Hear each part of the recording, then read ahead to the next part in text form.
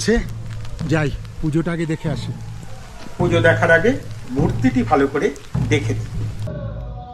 10,000 foot উঁচু পাহাড়ের মাথায় 26 ফুট উঁচু শাক্যমুনির মূর্তিটি প্রথা অনুযায়ী সোনার রঙে গিল্টি করা। বেদি ধরলে প্রায় 30 ফুট উঁচু। মূলত টুরিস্ট আকর্ষণের জন্যই 2000 সালে এটি প্রতিষ্ঠিত। এর সঙ্গে বৌদ্ধের মতবাদ প্রচারও একটা উদ্দেশ্য। এটিকে বুদ্ধ পার্কও বলা হয়। চারিদিকে তাকিয়ে দেখতে পাচ্ছি বৌদ্ধিক সংস্কৃতি তার রুচি আর সৌন্দর্য দিয়ে মোড়া।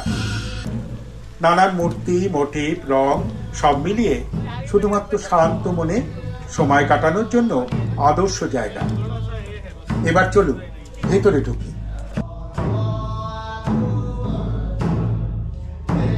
এখানে বুদ্ধ মূর্তিটি একটু অন্য রকমের, সাজ পোশাকও আলাদা।